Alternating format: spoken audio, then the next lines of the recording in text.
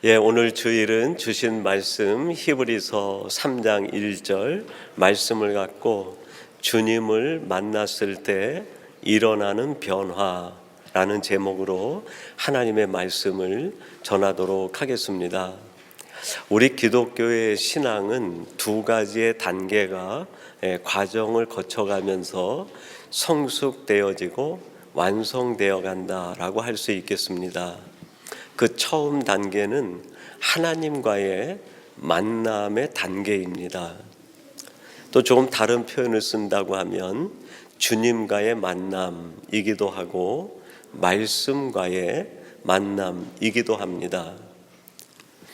하나님의 말씀이 내 안에 들어오고 하나님과 예수님이 내 안에 내주하시는 것이죠. 이것을 신학적인 용어로 의의 전가라고 얘기합니다.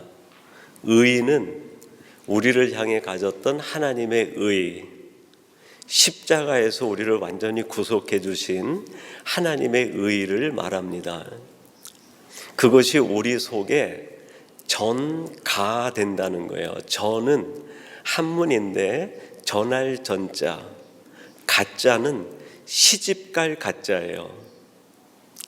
그래서 전가된다는 것은 하나님이 우리 안에 시집 오듯이 내재하신다는 거예요.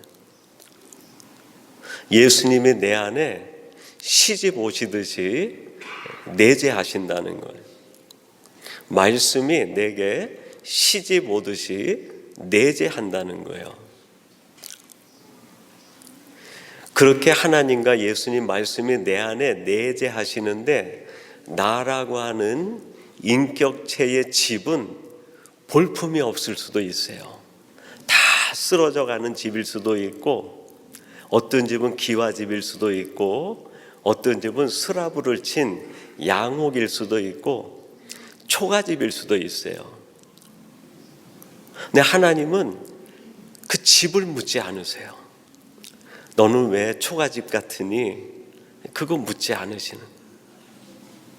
너는 왜 집을 관리를 못해서 기둥이 썩어가고 지붕도 날아가고 집이 허물어지기 직전이니? 그거 묻지 않으시는 거예요. 너의 집은 양옥이고 기와집같이 좋은 집이니까 내가 들어갈게, 그렇게 말씀하지 않으세요.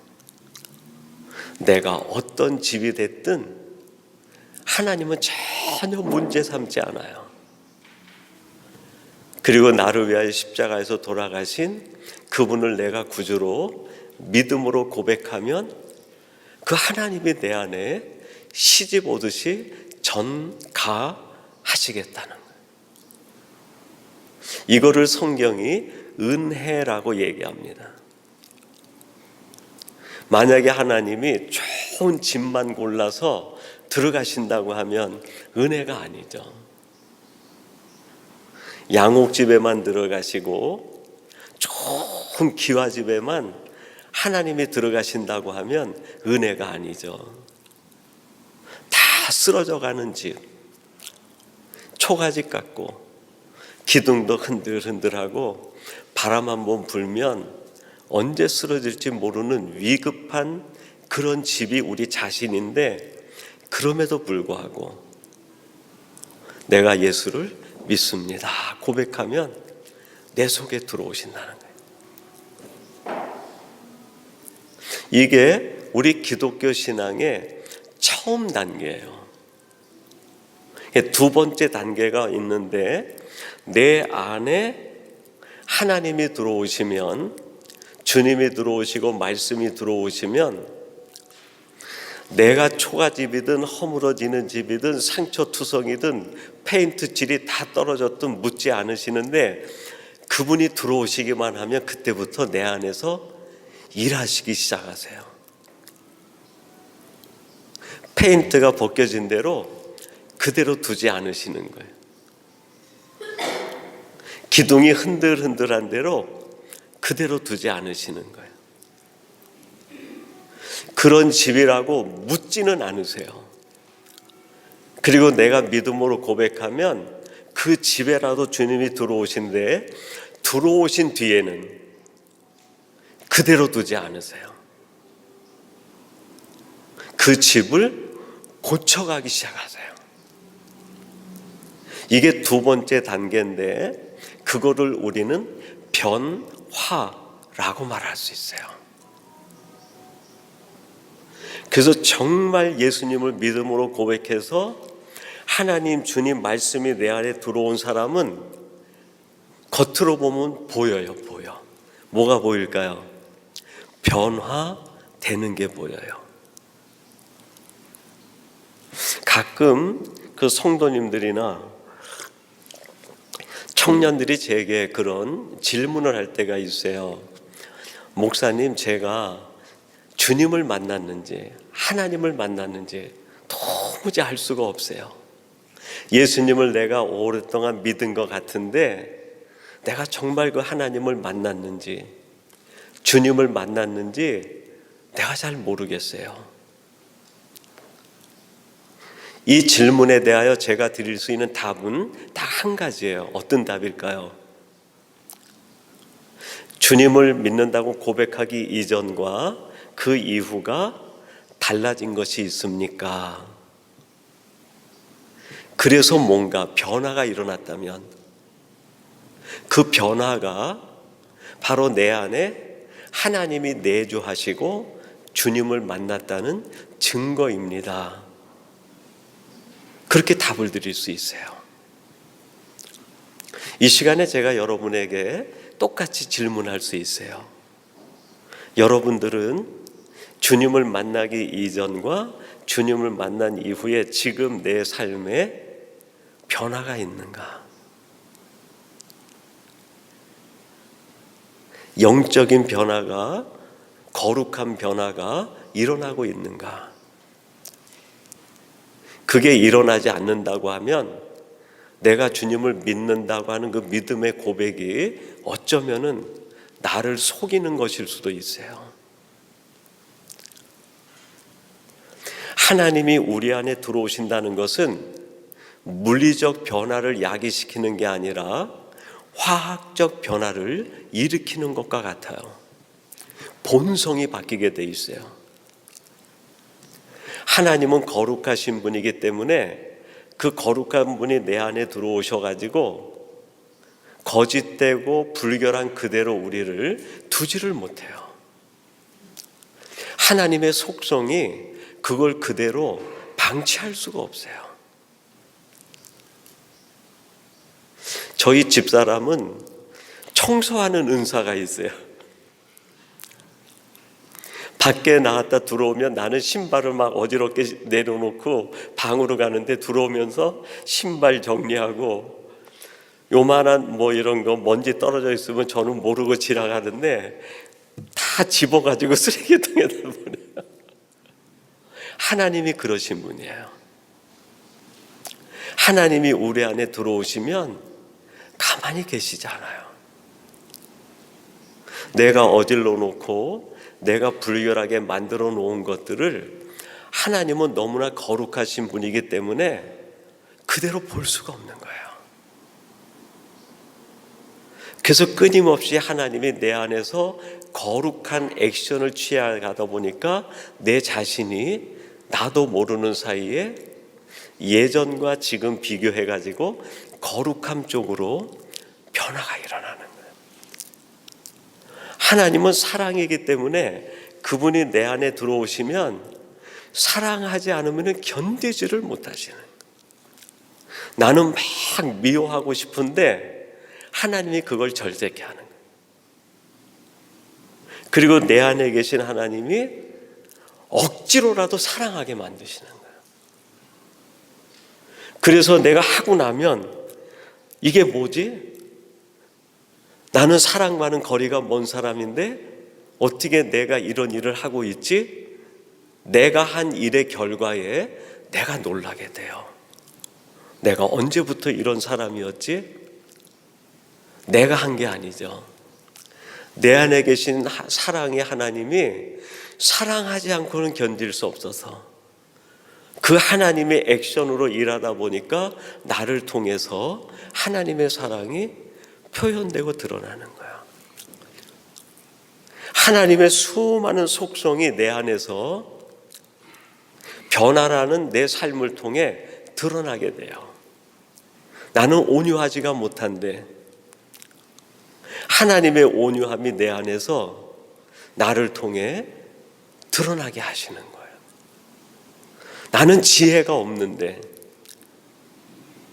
늘 뭔가 선택하고 나면 후회를 하는데 지혜로우신 하나님이 내 안에 계시다 보니까 그분의 생각을 쫓아서 선택을 하고 결정을 하고 나 보니까 그게 나중에 얼마나 지혜로운 선택이었는지 그걸 알게 되는 거예요.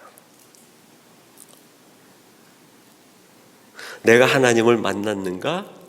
주님을 만났는가? 말씀이 내 안에 내재하는가? 알 수 있어요.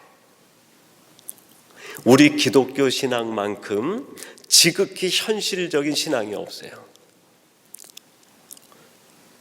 우리의 기독교 신앙은 흐리멍텅하지 않아요. 하나님이 흐리멍텅하지 않으시기 때문에 그래요. 그분이 명쾌하신 분이고 그분이 정확하신 분이고 그분이 확실하신 분이기 때문에 그분이 내 안에 들어오셔서 움직이기 시작하면 나도 모르게 내가 정확한 사람이 돼요. 분명한 사람이 되고 확실한 사람이 돼요. 그래서 우리 크리스찬들만큼 정확한 사람이 없는 거예요. 확실한 사람이 없는 거예요. 보증수표 같은 사람이 되는 거예요. 창세기 2장 7절에 보면 하나님이 흙으로 사람을 지으시고 거기에 뭘 불어넣으세요? 생기를 불어넣으세요. 그 생기가 히브리어로 루아흐라고 하는데 하나님의 영 또는 호흡 그런 뜻이에요. 하나님이 흙 속에 들어오니까 그 흙으로 된 사람이 뭐가 됐다고요? 생령이 되었더라. 전혀 다른 존재가 된 거예요.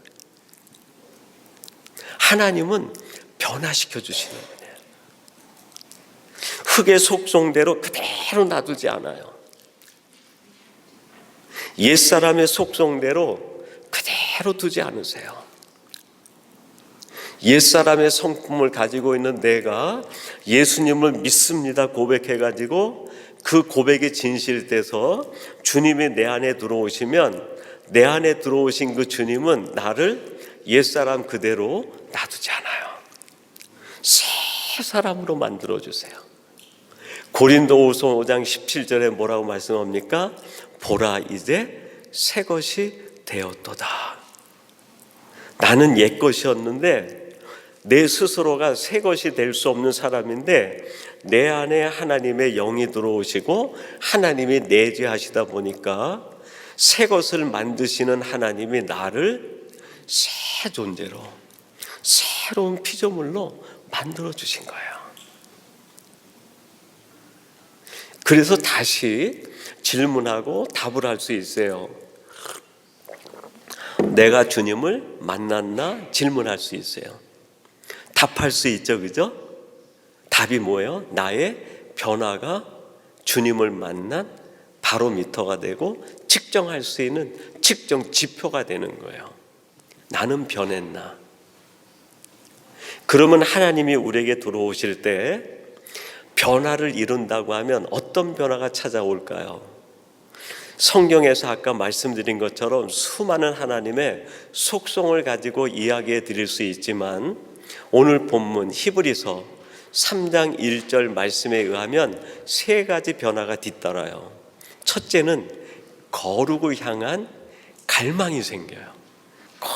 거룩하고자 하는 갈망이 생겨요. 오늘 본문 1절 상반절에 이렇게 말씀합니다. 그러므로 함께 하늘의 부르심을 받은 거룩한 형제들아.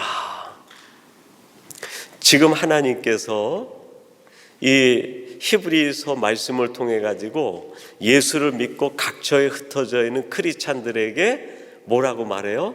거룩한 형제들아. 이 말을 조금 풀어서 얘기하면 거룩을 향한 갈망이 가득한 나의 자녀들아, 그런 뜻이에요.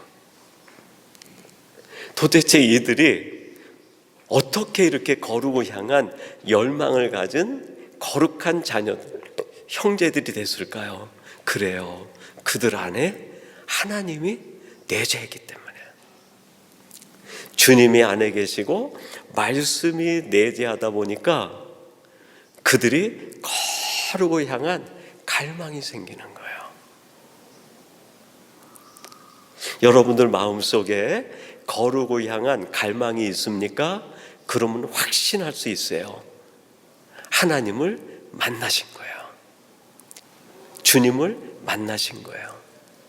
여러분 안에 말씀이 내재해 있는 거예요. 출애굽기 33장 6절 말씀에 이런 말씀이 나옵니다. 이스라엘 자손이 호렙 산에서부터 그들이 장신구를 떼어내니라. 이 33장 6절에 이스라엘 백성들이 애굽에서 나와가지고 호렙산에 이르렀을 때 그때부터 애굽에서 그들이 장신하고 목에 차고 주머니에 가지고 있었던 장신구들을 떼어내기 시작했다는 거예요. 애굽적인 것들을 내려놓기 시작했다는 거예요. 도대체 이들이 어떤 계기가 있길래, 그들에게 무슨 일이 일어났길래 출애굽기 33장에 와서 애굽에서 쓰던 문양과 애굽의 잔재들을 내려놓기 시작했는가? 32장에 열쇠가 있습니다. 출애굽기 32장에 출애굽한 이스라엘 백성들이 하나님 앞에 큰 죄를 짓는 한 사건이 일어나요. 그게 뭐죠? 모세가 시내산으로 하나님의 말씀을 받으러 올라갔을 때 백성들이 아론을 격동시켜 가지고 금덩어리를 모아서 금송아지를 만든 거예요. 이것이 우리를 애굽에서 인도해낸 여호와라.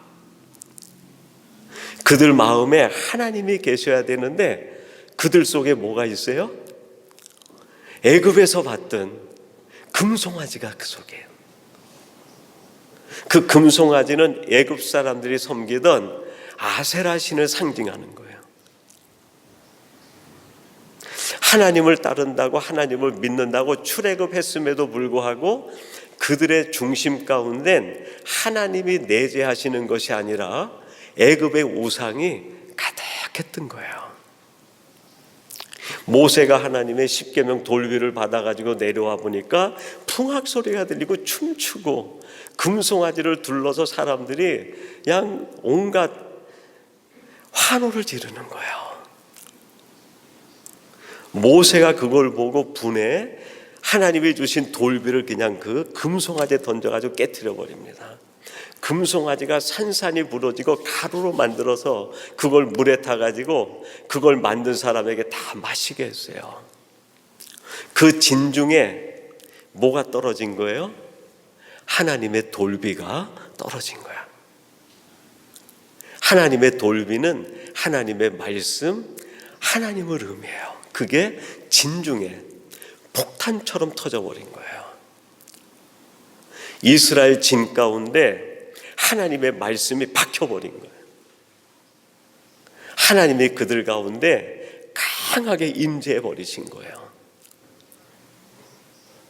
이스라엘의 진 가운데 하나님이 임재하고 말씀이 폭탄같이 떨어지고 나자 그들에게 변화가 일어나는,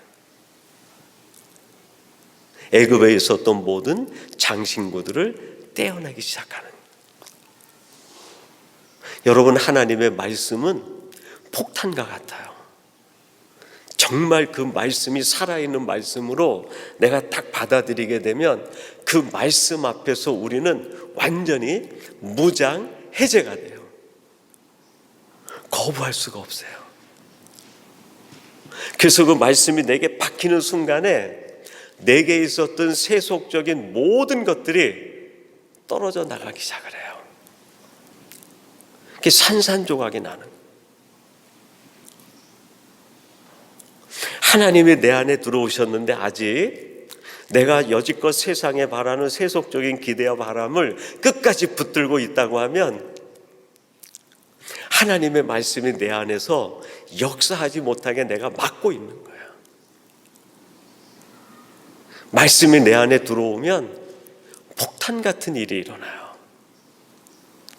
누가복음 19장에 보면 삭개오 얘기가 나옵니다. 예수님께서 삭개오를 보고 내려오라 한 뒤에 삭개오에게 얘기해요. 내가 오늘 내 집에 유하여야 되겠다. 그래서 삭개오라는 사람 집 속에 누가 들어가셨어요? 예수님이 들어가신 거예요. 근데 이 집이라는 말이 헬라어로 오이코스라는 말인데 그 뜻 속에는 마음, 그런 뜻도 있어요. 그러니까 영적으로 더 깊이 해석을 하면 삭개오의 마음 속에 지금 누가 들어오시는 거예요? 주님이 들어오신 거예요. 주님이. 삭개오의 마음 속에 주님이 들어오시자마자 삭개오가 변화가 일어나요. 19장 8절 이렇게 말합니다. 삭개오가 서서 주께 여짜오되 주여 보시옵소서 내 소유의 절반을 가난한 자들에게 주겠사오며 만일 누구의 것을 속여 빼앗은 일이 있으면 내 갑절이나 갚겠나이다. 예수님이 오이코스 삭개오의 마음속에 깊숙이 들어오게 되자 삭개오에게 바로 변화가 일어나요. 내 소유의 절반을 팔아 가난한 자에게 주고 내가 만일 누구 것을 속여서 빼앗은 것이 있으면 4배를 갚겠습니다. 여기서 속여서 빼앗는다라는 것은 당시 세리들이 일반적으로 하던 세상적인 방법이에요. 로마에서 유대인들에게 세금을 걷어들이기 위해서 로마 사람을 세관에 세우는 게 아니라 유대인을 세관으로 세워요. 그러면 이 유대인 세리는 로마에서 부과하는 세금이 만약에 10이라고 하면 2~3배를 덧붙이는 거예요. 30, 40을 자기 백성들에게 부과해가지고 세금을 걷어들여요. 그래서 로마에는 10을 내주고 나머지는 어떻게 해요? 내가 갖는 거예요. 그러니까 지금 이 19장 8절의 핵심은 삭개오가 그동안 착취한 것을 내려놓겠습니다 하는 뜻이 아니라 방법을 바꾸겠다는, 내 삶의 논리를 바꾸겠다는, 내 삶의 기준과 원칙을 바꾸겠다는, 이전에는 내가 세상의 논리를 따라 내 삶을 살았다고 하면 주님이 들어오신 뒤에는 내가 그 방식으로는 살 수가 없다는 거예요. 내가 이전에 세상 사람들이 살아가던 그 방식, 그 논리로 살았던 것들을 포기하겠다는 거예요. 그리고는 이제 오직 하나님의 방식을 쫓아 살겠다는 거예요. 거룩을 향한 갈망, 그게 뭘까요? 하나님의 방식을 따라가는 거예요. 내가 거룩하게 살아야지라고 이야기하고 고백하는 것이 거룩을 향한 갈망이 아니라 내 살아가는 삶의 패턴을 바꾸는 거예요. 이전까지 내가 했던 생활의 패턴을 바라보고 이게 하나님이 기뻐하시지 않는 삶의 패턴이다 그러면 여기서 수많은 수익이 창출된다 하더라도 포기하는 거예요. 그리고 이제는 하나님과 더불어서 하나님이 내 안에서 움직이시면서 알려주시는 삶의 논리와 방식으로 내가 살아가겠다는 결단이고 고백이에요. 그게 거룩을 향한 갈망이에요. 내가 거룩해져야지, 새벽기도 더 나가야지, 물론 그럴 수도 있어요. 예배를 꼭 참석해야지, 그것도 방법일 수 있어요. 내가 더 찬양해야지, 그것도 방법일 수 있어요. 근데 그거는 외적 표현이고 정말 중요한 거룩을 향한 갈망은 삶의 패턴을 바꾸는 거예요. 삶의 패턴을 바꾸지 않는 한 거룩한 갈망은 헛된 공약이 되고 말아요. 두 번째, 하나님이 내 안에 들어오시게 되면 변화되는 게 있는데 정체성이 변하게 됩니다. 오늘 본문 중반절에 이렇게 말씀하세요. 우리가 믿는 도리의 사도이시며. 주님이 내 안에 들어오시고 하나님이 내 안에 들어오시고 나면 우리가 깨달아지는 것이 있는데, 그게 뭐냐면 내가 어떤 존재인가 하는 걸 알게 돼요. 나는 사도로 부르심을 받은 하나님으로부터 보냄받은 자다 하는 걸 깨달아져요. 지금 이 히브리서는 박해 때문에 흩어진 많은 크리스찬들에게 주는 위로의 서신이에요. 흩어진 그들을 가리켜 우리는 뭐라고 얘기하죠? 디아스포라라고 얘기해요. 디아스포라, 흩어진 자들. 디아스포라 된 자들은 자기의 원하지 않은 것인데 자기가 흩어져 살게 된 거예요.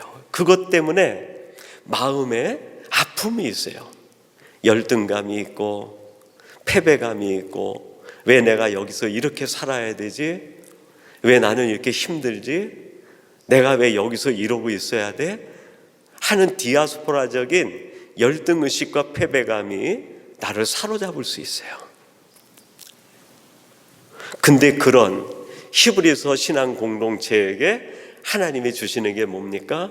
너는 디아스포라가 아니라 아포스톨로스다, 사도다, 보냄을 받은 자다.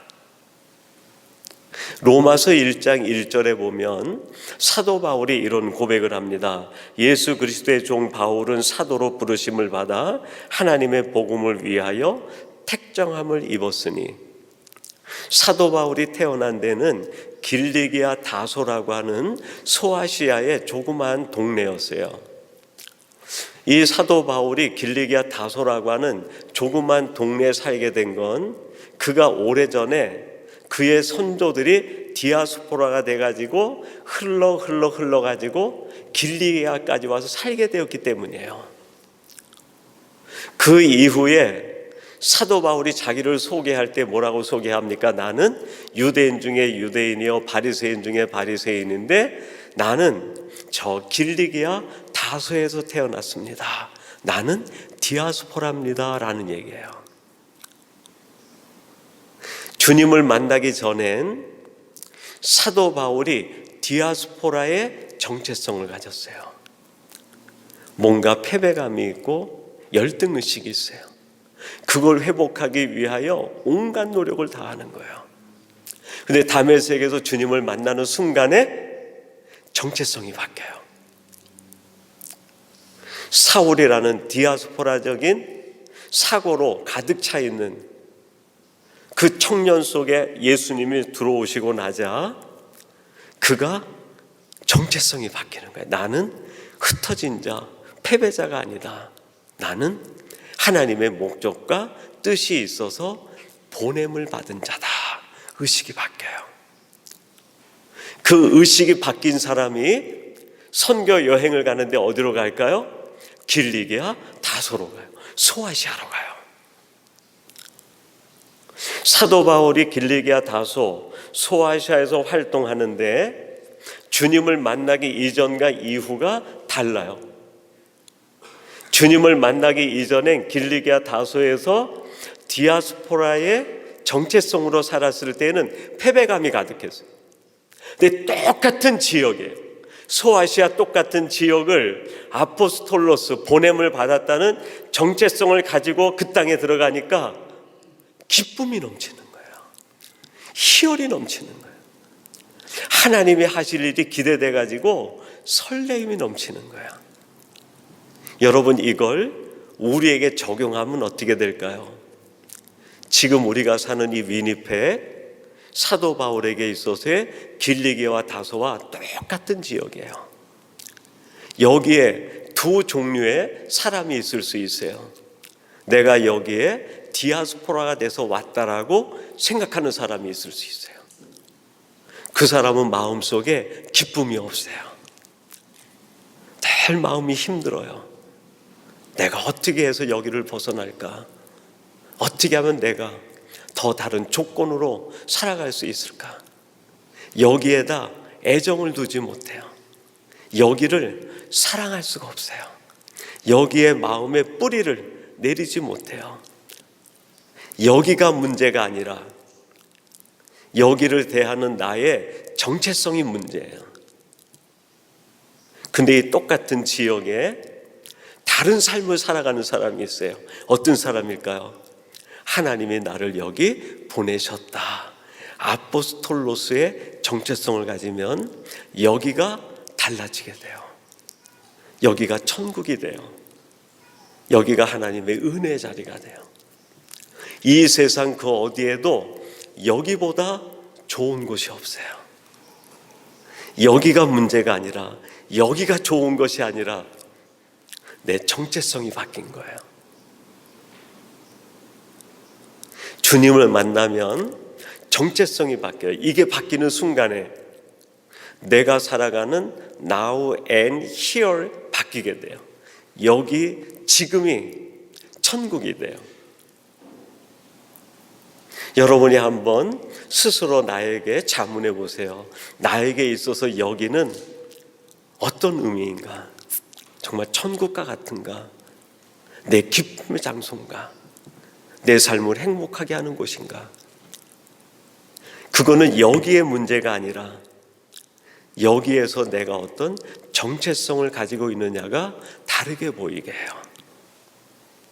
마지막 세 번째로 주님을 만나면 마음의 깊이가 깊어지게 돼요.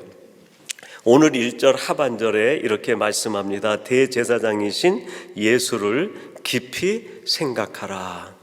깊이 생각하라. 예수님을 깊이 생각하라는 거예요. 마음이 힘들면 힘든 마음을 쫓아가지 말고 내 안에 계신 주님, 그분을 깊이 생각하라는 거예요.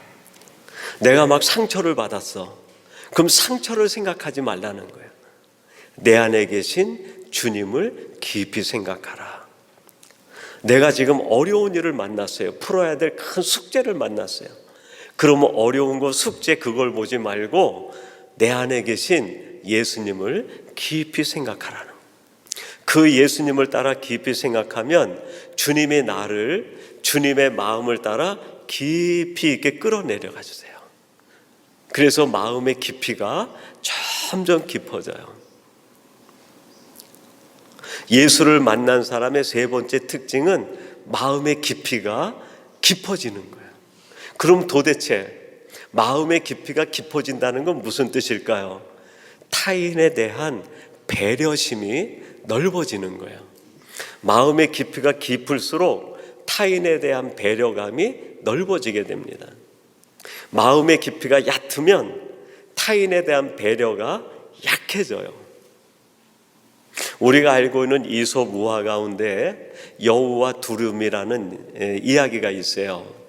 한날은 여우가 두루미를 자기 집에 식사 초대를 했어요. 이 이솝 우화기 처음 들어요? 처음 듣는 것처럼 귀를 기울이셔가지고 제가 지금 당황해가지고 여우가 두루미를 초대해가지고 음식을 대접하는데 접시에다가 얇게 물을 깔아가지고 음식을 만들어서 내놓은 거예요. 여우는 핥아 먹으니까 먹을 수 있는데 두루미는 긴 부리를 넣어가지고 찍어 먹어야 되는데 먹을 수가 없는 거예요. 얼마나 화가 나든지. 집에 가서 며칠 있다가 두루미가 여우를 식사 초대했어요. 어떻게 했을까? 주둥이가 나을 거라고 빼죽한 그릇에다가 음식을 담아가지고 내놓은 거예요. 두루미는 맛있게 먹는데 여우는 하나도 못 먹는 거예요. 여우하고 두루미가 왜 이럴까요? 배려심이 없는 거예요. 다른 말로 하면 마음이 깊지 못한 거예요. 여러분, 마음이 깊은 사람만이 이 하나님의 사랑을 크게 담아 살아갈 수 있는 거예요. 우리 살아가는 중앙교회 성도님들이 내가 하나님을 만났나? 주님을 만났나? 말씀이 내 안에 있는가? 그런 질문이 있을 수 있어요. 그걸 내가 알 수 있습니다. 어떻게 알 수 있을까요? 주님이 내게 오시면 내 안에서 영적 화학 변화가 일어나요. 거룩을 향한 열망이 생겨요. 정체성이 바뀌어요. 나는 디아스포라 흩어진 자가 아니라 하나님의 목적 때문에 여기에 보냄받은 자야. 이걸 알면 여기가 얼마나 사랑스러운지 몰라요. 그리고 마음의 깊이가 깊어지게 돼요. 배려심이 넘치는 거예요. 여러분, 그런 곳이 있다고 하면 그곳을 뭐라고 부를 수 있을까요? 저는 천국이라고 부를 수 있지 않을까 그렇게 생각해요. 그래서 교회는 하나님이 이 세상에 보내주신 천국과 같은 곳이에요. 우리 중앙교회를 천국으로 만드는 사람은 하나님이 아니라 우리들이에요. 내가 변화가 되면 우리가 있는 이곳이 천국이 될 줄로 믿습니다. 여러분, 위니펙에 그런 곳 하나쯤 있어야 되지 않겠어요? 우리의 마음이 주님을 닮아 우리가 있는 그곳이 천국이 되는 이 기적 같은 일들이 우리의 삶을 통해 일어나게 되기를 주님의 이름으로 축원합니다. 우리 기도하겠습니다.